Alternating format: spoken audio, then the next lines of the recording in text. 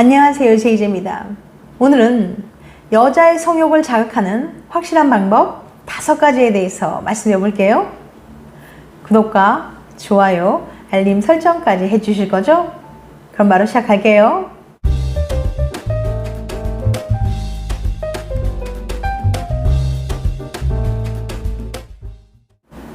보통 인간의 3대 욕구라고 하면 식욕, 수면욕, 그리고 성욕을 떠올립니다. 성욕은 그만큼 인간의 본능적인 욕구이며 누구나 다 가지고 있어요.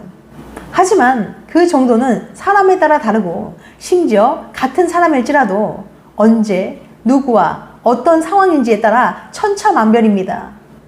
또한 성욕은 세월에 따라 변해요.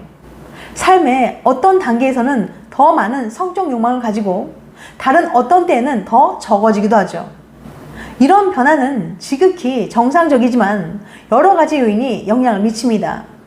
성욕의 강도에 영향을 미치는 것은 일반적으로 상대와의 관계, 로맨틱한 상황, 자신의 자신감 혹은 건강 상태 등이 있어요. 남자와 여자의 성욕. 요즘은 여자가 특정 나이가 되면 성욕을 잃는다는 고정관념이 잘못되었다는 걸 인식하는 사람들이 많습니다. 성욕의 감소는 스트레스가 가득한 하루와 좋지 못한 식습관으로 가득 찬 현대의 생활로 인해 야기될 수 있어요. 이는 여자와 남자 모두에게 해당됩니다. 성욕의 감소는 정상적이며 삶의 특정 시기나 단계에서 남성과 여성 모두에게 영향을 미칩니다. 그렇지만 성욕 부족이 오래 지속되어 개인의 삶에 영향을 주기 시작했다면 문제로서 인식해야 합니다. 그냥 계속 방치하다 보면 더 큰 성욕 상실을 유발할 수 있는 스트레스를 피할 수 없기 때문이에요. 성적 욕망의 감소를 유발할 수 있는 여러 가지 요인과 다양한 원인이 있는데 그중 몇 가지는 다음과 같습니다. 스트레스와 불안, 성적 자극 부족, 관계의 문제, 낮은 자존감, 성기능 장애, 폐경이나 임신 등으로 인한 호르몬의 변화 등등이에요. 이처럼 성욕의 감소는 다양한 요인으로 발생할 수 있습니다. 그러나 욕망의 결핍이 관계에 심각한 영향을 준다면 도움이 필요할 때일 수 있어요. 그럼 성적 욕망을 일깨우고 성욕 재활성화를 위한 방법은 무엇이 있을까요?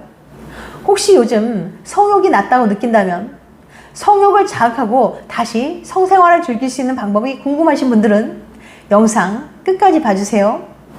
문헌학자이자 번역가이며 현재 스페인어 문학과 교수인 버지니아 마르테니스의 글과 여러 심리학 논문들을 참고해서 알려드릴게요. 성욕을 자극하는 확실한 방법 5가지. 첫 번째, 파트너와 소통해서 새로운 방법 시도하기. 성욕을 증가시키는 한 가지 방법은 일상에서 벗어나 자신을 흥분시키는 새로운 방법을 시도해보는 겁니다. 관계에서 몇 가지 새로운 아이디어를 포함시킬 때 성욕이 증가할지도 몰라요. 실제로 단조로움은 성욕을 감소시키는 하나의 원인이 될 수 있습니다. 에로틱한 소설을 함께 읽어보는 것부터 관계 중 게임이나 장난감을 추가하는 것까지 많은 것들이 성생활을 활성화하고 일상에서 벗어나게 하는 데 도움을 줄 수 있습니다. 이런 아이디어는 성욕을 일깨워주는데 이는 주로 정신적인 활동이에요. 이 때문에 파트너와의 의사소통은 기본입니다. 실제로 연인끼리 잠자리에 대해서 이야기하고 자신의 욕망과 선호도에 대해서 말하며 성생활을 증진시키고 악화되지 않기 위해 서로 협력하는 것은 필수적이에요. 따라서 당신이 정말로 좋아하는 것에 대한 제약 없는 대화는 성욕 재활성화를 위한 방법이 될 겁니다. 대화를 통한 의사소통은 많은 경우 스트레스와 중압감으로부터 벗어날 수 있어요. 상대와 원하는 것과 욕망하는 것에 대해 서로 이야기하는 것이 더 나은 잠자리를 만들 수 있습니다. 말하기가 부끄럽다면 상대가 볼 수 있도록 일기나 편지에 써놓는 것도 좋은 방법이에요. 두 번째, 자존감 강화하기. 자존감 또한 만족한 성생활과 밀접한 관련이 있습니다. 이 때문에 자존감이 낮다면 성욕 또한 감소하는 게 정상이에요. 자존감은 다른 사람이 어떻게 생각하느냐가 아니라 자신의 생각에 의존한다는 점을 깨닫는 것이 중요합니다. 자기 자신을 소중히 여기고 사랑하는 법을 배우세요. 자신감을 강화하기 위해서는 자신을 돌보는 것이 가장 중요합니다.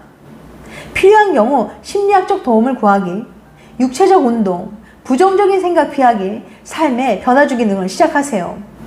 스스로에 대해서 더 나은 기분을 느끼면 파트너와 성적 관계에서 더 나은 기분을 느끼게 될 겁니다. 그런데 자존감을 높이는 일은 그리 쉽지는 않아요. 자존감의 결핍은 모든 연애 문제의 근본 원인으로 제시되는 경향이 있는 만큼 결코 간과할 수 없는 문제입니다. 그럼 어떻게 해야 자존감을 높일 수 있을까요? 자존감의 수업의 저자 윤홍균 원장은 다음과 같이 설명합니다. 자존감이 다 회복되고 나서야 건강한 자존감을 가진 사람처럼 행동할 수 있게 되는 것은 아니라고 말이죠. 오히려 자존감이 회복된 사람처럼 사소한 행동을 하다 보면 뇌가 원인과 결과를 착각해서 자존감이 실제로 회복되는 거예요. 행복해서 웃는 게 아니라 웃어서 행복한 거라는 말이 있죠. 자존감 문제에서도 똑같은 원리가 작용된다고 할 수 있습니다. 내가 자존감이 높아지면 어떻게 행동하기 시작할지 최대한 상세하게 떠올려 보세요. 가슴을 펴고 턱을 치켜들고 당당하게 걸을 것 같나요? 아침 출근길에 단 5초만이라도 그런 자세를 취하여 출근길을 위풍당당하게 휘어잡아 보세요. 하다 보면 그런 작은 행동이 점점 쉬워지고 익숙해집니다. 그리고 그 작은 변화가 쌓여서 당신의 자존감에 실제로 큰 변화가 일어나게 될 거예요. 윤홍균 원장은 자존감을 나에게 익숙한 집 같은 것으로 비유했습니다. 자존감이 낮은 사람들은 비바람이 들이치는 형편없는 집에 살면서 나는 영영 이런 곳에 살아야만 해 라고 믿고 있기 쉬워요. 하지만 자존감은 살다 보면 늘상 높아졌다가 낮아졌다 하는 거랍니다. 게다가 자존감을 높이는 일은 현실에서 집을 지을 때처럼 대공사나 큰돈이 필요한 건 아니에요. 앞서 말씀드린 방법을 꼭 실천하셔서 나를 사랑하는 새로운 나로 거듭나시길 바랍니다. 세 번째, 자기 위안하기. 자기 위안은 성욕을 감소시키지 않습니다. 반대로 성생활에 많은 이점을 제공해요. 실제로 이를 통해 스스로를 더 잘 알게 되며 자신의 욕망과 성적 신호를 이해하는 데 도움이 됩니다. 이는 결과적으로 파트너와 함께 있을 때 많은 이점을 가져올 수 있어요. 성관계 개선을 위해서 자기 몸을 더 잘 알 수 있게 해주니까요. 이 외에도 자기 위안은 절정에 도달하게 해주며 이로 인해 육체적, 정신적 건강에 이점을 제공합니다. 이는 스트레스나 두통의 감소 등 성욕을 재활성화하는 긍정적인 영향을 미칠 수 있어요. 네 번째, 전반적인 건강 돌보기. 건강하고 균형 잡힌 삶은 전반적인 웰빙의 핵심입니다. 이런 의미에서 그저 균형 잡힌 식단이나 정기적인 운동에 대해 이야기하는 것이 아니에요.